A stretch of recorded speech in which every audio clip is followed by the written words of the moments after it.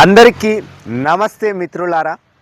ఈరోజు మనం ఎన్నికల్లో పార్టిసిపేట్ చేస్తున్న క్యాండిడేట్స్ను స్టడీ చేయడం ఎలా అన్న అంశం దగ్గర ఆగాం కదా.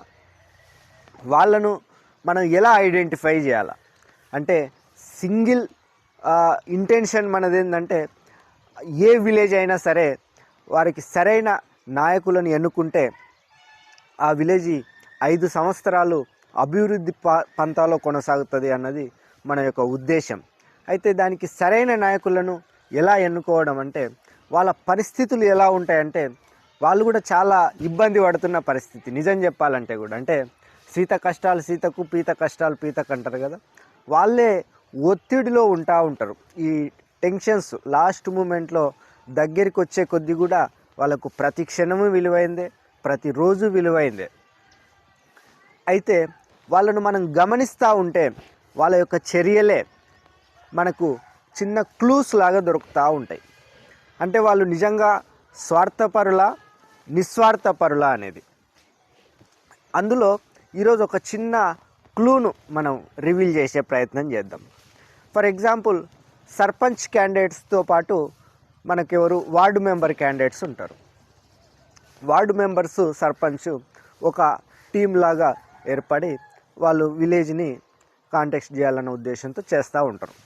అప్పుడు ఏమైందంటే కొంతమంది సర్పంచ్ అభ్యర్థులు కావచ్చు, వార్డు మెంబర్ అభ్యర్థులు కావచ్చు, ఏం చేస్తారు వాళ్ళ యొక్క భాషలో మనకు ఎలా పసిగట్టవచ్చు అంటే వార్డు మెంబర్లు ఉంటారు, నువ్వు పైన ఎక్కడన్నా వేయ కానీ నాకు మాత్రం వేయ అంటారు.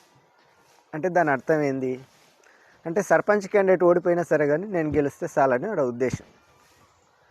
కొంతమంది సర్పంచ్ క్యాండిడేట్లు ఉంటారు, వార్డు మెంబర్లది ఏముంది, వాళ్ళ పరిధి ఎంత, నువ్వు ఆడెక్కడనే కానీ నాకు మాత్రం సర్పంచ్ కోటే అంటారు. అంటే అక్కడ ఏంది మనకు అర్థం కావాల్సింది ఏంటంటే వేరే వాళ్ళు ఓడిపోయినా సరే కానీ నేను గెలిస్తే చాలని ఉంటుంది. అంటే అక్కడ ఏమొస్తుంది, స్వార్థం అనేది ఎంటర్ అయిందని అర్థం. అక్కడ మనకు అర్థం కావాల్సింది ఏంటంటే అటువంటి స్వార్థపరులు ఏం చేస్తారు, ఊరుకు సంబంధించి ఏమైనా ఇష్యూ వచ్చినప్పుడు చిన్నంగా ఎస్కేప్ అయ్యే ఛాన్స్ ఉంటుంది. నిజంగా శక్తివంతులు దమ్మున్న లీడర్లు బలవంతులు ఎవరయ్యా అంటే ఇద్దరికి ఓటు మమ్మల్ని గెలిపి అంటే వాడు గెలిపించేవాడే గెలుస్తాడు కానీ ఎదుటి వ్యక్తి ఓడిపోయినా సరే కానీ నేను గెలవాలనుకున్నాడు స్వార్థపరుడు. ఇది ఈరోజు మనం రివీల్ చేస్తున్న క్లూ.